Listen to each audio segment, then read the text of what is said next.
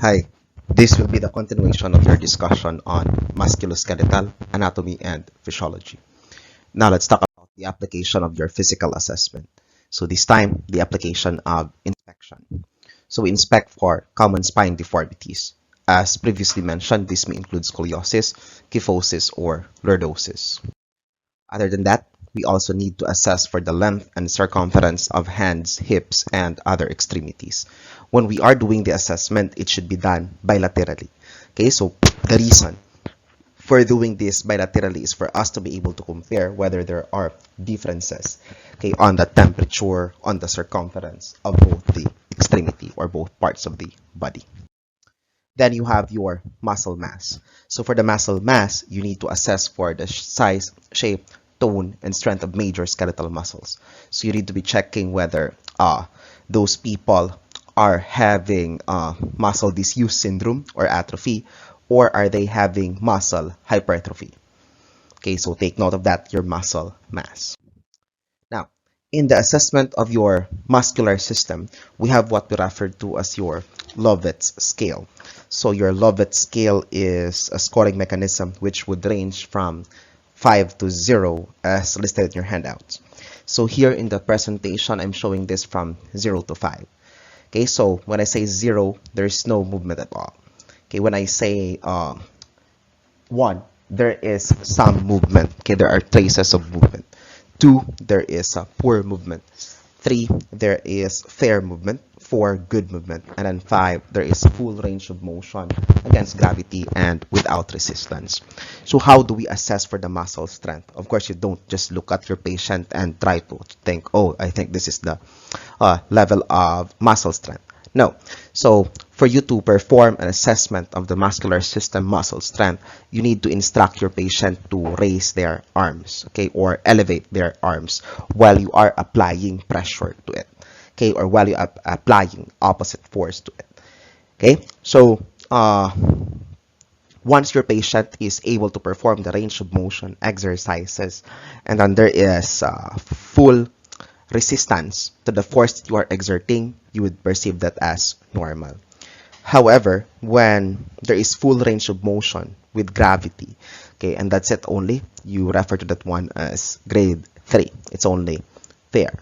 Okay, whereas if there is slight contractility but there's no movement at all, that would stand for 3s. So a score of 1. So as you can notice, the lower the score here, the poorer the prognosis may be. Okay? So that's your Lovett's scale. Then you need to assess also for knee alignment. The patient on your left is considered to be a patient with genovalgum, whereas the patient in the right would be your bow-legged knees, okay, which is your genovarum. So another name for your genovalgum is knock knee. For genovarum, it will be bow-legged knees. So look at your genovalgum. Okay, so this is what happened. Okay, knock knee. Whereas here, genovarum, which is usually congenital, you have your bow legs, okay, bow-legged. In joint assessment, you need also to be assessing for the following: the presence of deformity, may that be swelling, pain, or tenderness. You also need to check for redness, okay, warmth, and crepitus. And then you have the snaps or crack and ROM. Okay, so when you are assessing the joints, it also need to be done bilaterally. Okay, so that you can be able to check for the following. Okay, nodules. There are different kinds of nodules that may develop because of our underlying musculoskeletal problem. One example of which is your rheumatoid arthritis. So when I say rheumatoid arthritis, this is the time wherein the nodules are soft and occurs along the tendons that would provide the extensor function of the joint. Okay, so take note, it would inhibit the joint to perform its extensor function. Then you have your gout. Okay, so gout class are basically deposits of uric acid crystals. So when I say gout, the nodules are hard and would lie immediately adjacent to the joint capsule. So you may be able to rupture, or once pala the capsule will be ruptured, it would exude white uric acid crystals in the skin. Okay, that's one possibility of your gouty arthritis. So once there's a lot of fluids inside there, there's a possibility that the fluid would go out. Okay, or the uric acid crystals, I mean, would go out. Then you have your osteoarthritis.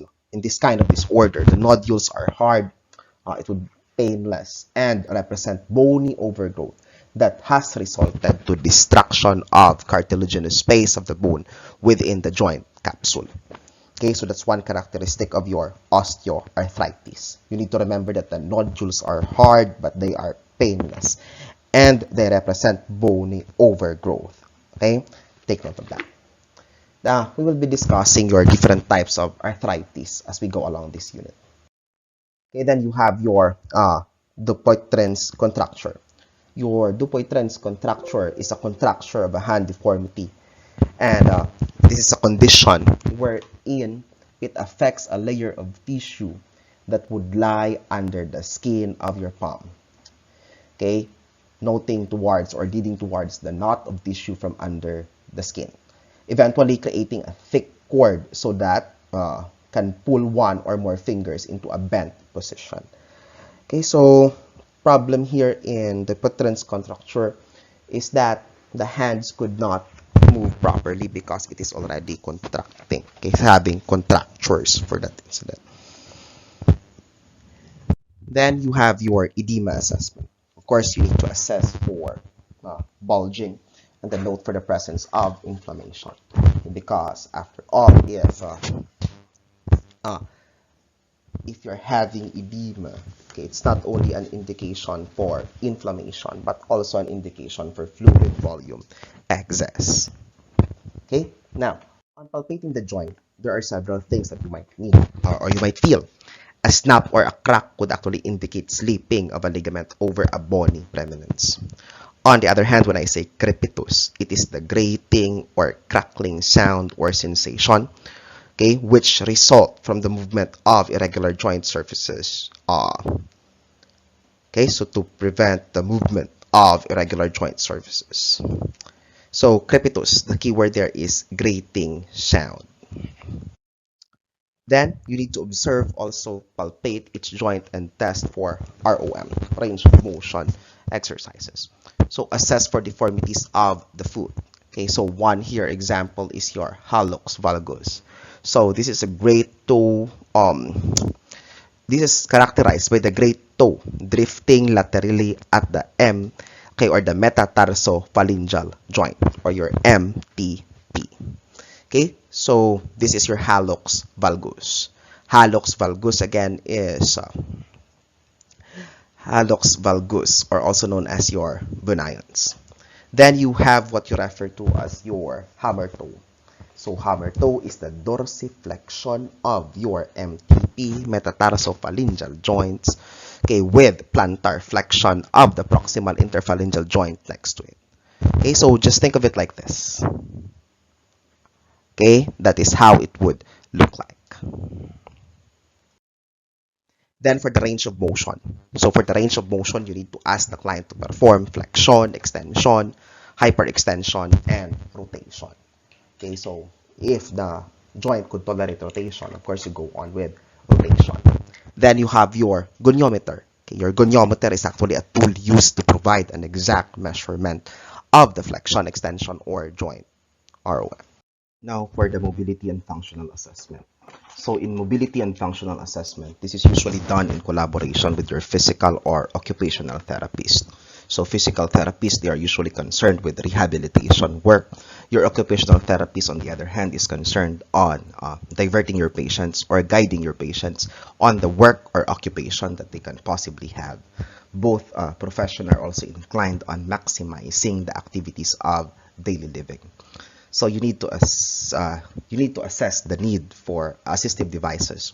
So canes, walkers, ability to transfer from bed to chair, and what are they doing when they are walking and climbing stairs.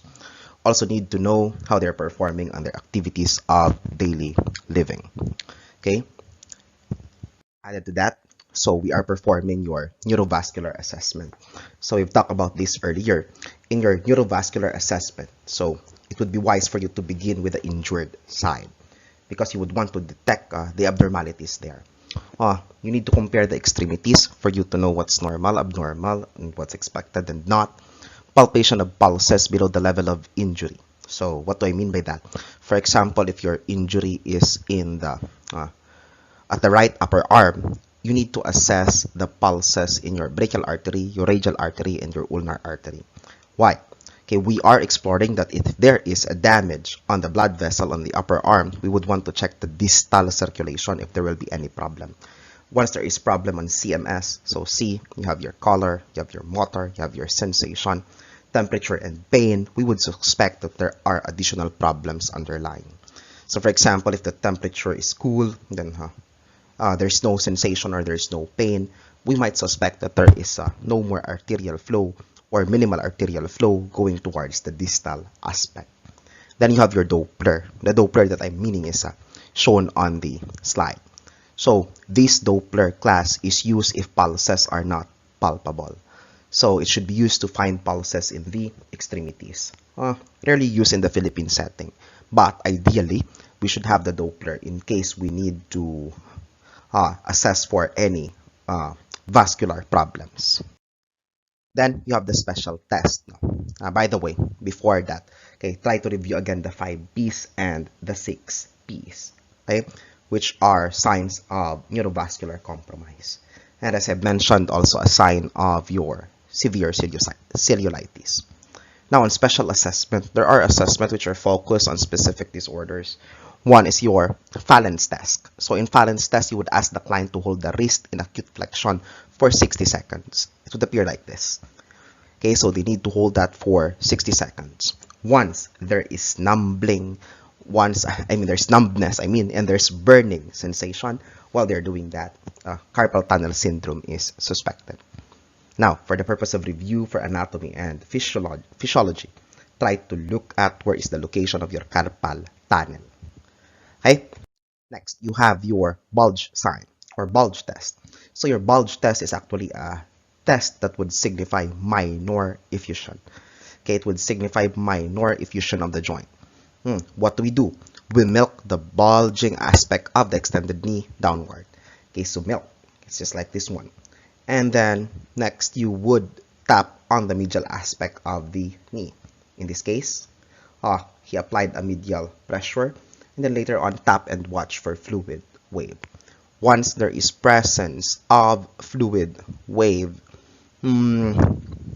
that would indicate that your patient is having positive bulge sign, or in other words, minor effusion of the joint. Okay. So next, you have your ballottement sign. So your ballottement sign, you would have your test for large effusion. Okay, so you have your test for large effusion. What is the procedure for this one? Okay, so first, you need to compress the subpatellar pouch with one hand. Okay, then after that, you need to push or ballot. That's why it's referred to as ballotment, the patella against the femur. And fluid is expected to return to the pouch once there's presence of large effusion. So once positive for ballotment sign, there's a large effusion present. Then you also have what you refer to as your McMurray's test. So for McMurray, this is a test for lateral or medial meniscus tear. Okay, so one, the patient should be in supine position and the knees is flexed. Then the hand is cupped over the knee with fingers and thumb covering the medial and lateral joint lines. And what happens is that from the heel, rotate the lower extremity. Okay, internally will be going in the middle, and then externally going outward while applying the varus and valgus pressure. So varus and valgus pressure will be like force applied going towards the center, and then force applied that separates both the knees. Okay, once there is click, a pop, where the patient would complain pain, okay, that would mean lateral or medial meniscal tear. Now, for your sake, also try to find out where is the lateral and medial meniscus. Then we also have what you refer to as your Thomas test. So in Thomas, if your patient is having a problem a hip flexion contracture, for example, it will cause the extended leg to rise off the table. So this is your Thomas test, also known as iliacus test or ellipsoas test. What happens? Okay, so the examiner would instruct the patient that the knees will be bent going towards the abdomen. This is the normal result. Okay, the other extremities should not be moving. Okay, if there is a minimal, there should be no movement. Whereas, if you can see, this is a patient which is positive for your Thomas test. Why? As you can see, by the time that he placed his that would be his left leg or left knee towards the abdomen, there is flexion of the right knee, which would indicate that there is a hip problem for this patient, okay, or presence of contractures. So let's proceed to the diagnostic test. Serum calcium, 9.0 to 10.5.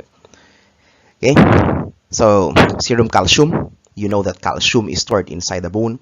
Once there is an increase of osteoclastic activity, your serum calcium will also increase. Once there is a decrease, okay, in your serum calcium, your phosphorus would have an inverse relationship to it. Okay, in other words, your hypocalcemia will be at risk for hyperphosphatemia. Okay, then you have your alkaline phosphatase. So alkaline phosphatase, this is an enzyme actually normally present in the blood, and older adults would have slightly elevated values of these laboratories. Then you have your serum muscle enzymes. So one example of which is your creatinine kinase. And then for the creatinine kinase, for the men, 55 to 170 is the normal. For the women, you have your 30 to 135. Then you have your lactic dehydrogenase, which is playing at 100 to 190 units per liter. The increase in your CK and your LDH would indicate that there could be muscle damage, muscle wasting, or probably a kidney problem wherein the kidney could not extract out the fluids, okay, and the waste products. But regardless, if there is an increase of CK and LDH, you would suspect that there is an underlying muscular destruction. Then you have your aspartate aminotransferase, your AST, okay, 0 to 35 units per liters. And then you also have your aldolase or your ALDA. Now, try to find out what is the role of your aspartate aminotransferase through musculoskeletal function, so as your aldolase. Then, imaging studies. So after all the laboratories that were previously mentioned, imaging studies is also done, obviously, since we are talking about bones and muscles. So we're starting with the non-invasives. Okay, X-ray. APL is recommended for initial screening. APA as in anterior posterior lateral view. Then this would include X-ray of the joint. Okay, in this case, I've just shown you ankle, because this ankle was taken in two shots, which is your anterior posterior, and then that's your anterior posterior, and then this will be your lateral aspect. Next, you have your CT scan. So CT scan, just to give the details of musculoskeletal system, it's the test of choice for injuries or pathology of the bone. Okay, so if you would want to see if there are changes on the bone and abnormal growth, that will be your CT scan. That could be of help. It could also detect musculoskeletal problems, particularly those of the vertebral column and joints. Okay, then you have your, so this is your CT scan machine. So what are the indications? Other indications. So it is indicated to have the view of the cross-sectional section of the body. It would help to evaluate the difficult to evaluate areas, example of which is your acetabulum. Preparation, you need to ask for allergy if your patient is taking an OHA, oral hypoglycemic agents, such as metformin, that should be placed on hold.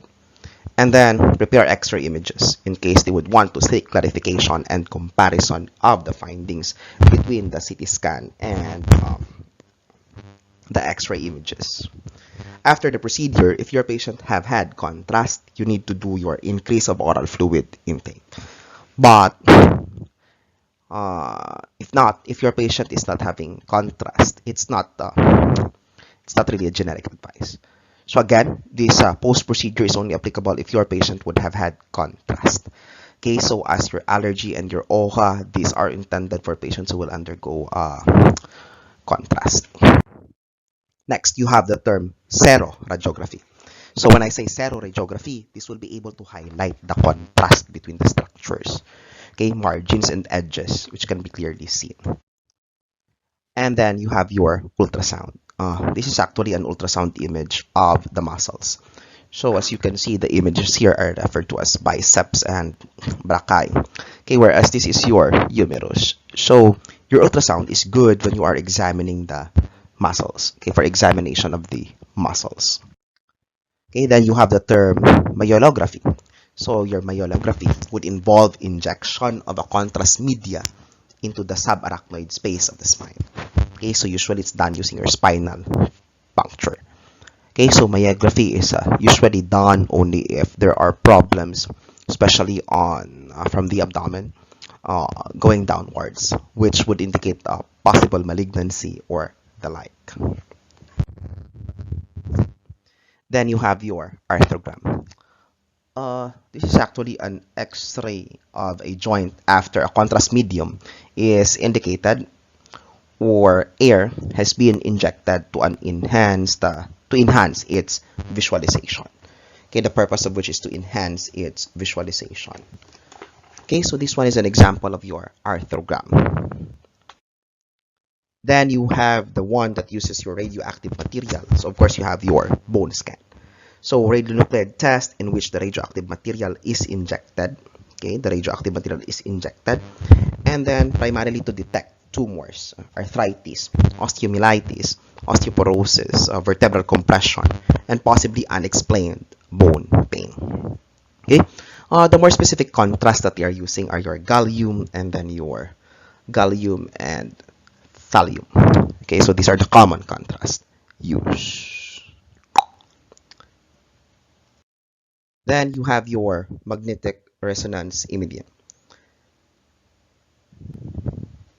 So class, your magnetic resonance imaging is most appropriate for joints, steel, soft tissues, and bony tumors. Indications: it will be good for assessment of muscles, ligaments, cartilage, herniated disc, and a variety of hip or pelvic conditions. So what are the contraindications? Imagine that your patient will be in that machine for some time, considering that you might be scanning for other parts. So contraindication: no for jewelry, hair clips, hearing aids, credit cards with mag strips, and other metal containing objects or patches. Okay, so once your patient will undergo MRI, you again need to assess for claustrophobia. By the way, for the patches, that would include your nitroglycerin patch and any medication that are using patches. Because the patch is made of aluminum, there's a possibility that may cause burn on the part of your patient once inside the MRI machine. Okay, so preparation. You tell the patient there will be no pain. You need your patient to anticipate the noise. And then you need to check for the presence of allergy and know whether the patient is pregnant and check for claustrophobia. After the procedure, you need to check if your patient had contrast, still increase oral fluid intake. Okay. Now, bone densitometry. Bone densitometry, as the term implies, densitometry. So it would measure density. So it would be able to predict the bone fracture risk related to osteoporosis. So your bone densitometry is the best for the evaluation of your blood or for your bone density. So indications: it is used for BMD, use of X-rays and ultrasounds. And then you also have your dual X-ray absorptiometry, which is your DEXA. Okay, then the preparation. Okay, just tell the patient that you need to remove all metal objects from the area to be scanned. Then you have arthrosynthesis. As the term implies, synthesis, so meaning something will be taken out. Okay, so in this case, arthrosynthesis, it is used to obtain synovial fluid. It is could be diagnostic. It could also be used to remove excess fluid. The removal of the excess fluid will be the therapeutic effect of your arthrocentesis. Needle will be inserted, so consent is very vital. After the procedure, of course, compression dressing, okay, because there might be drainage or leakage. And instruct the patient to report bleeding or fluid leakage. Okay, arthrocentesis. So yeah, bone biopsy. This is one of the two techniques that may be used to retrieve the specimen. Okay, so one, you have your needle or closed biopsy, and then the second one, you would have your incisional or open biopsy. Okay, so incisional or open biopsy. Next, so for muscle biopsy, the same. So somebody will be extracting blood samples here, and then the result would indicate if there are possible presence of sarcoma or abdominal growth in your muscles. Abnormal growth, I mean, in your muscles. Then you have electromyography. So electromyography would give us the information about the electrical potential of the muscles and the nerves that would lead them. So the key word there is electrical potential. You need to orient your patient that needle electrodes are inserted to your selected muscles, and responses to electrical stimuli are recorded.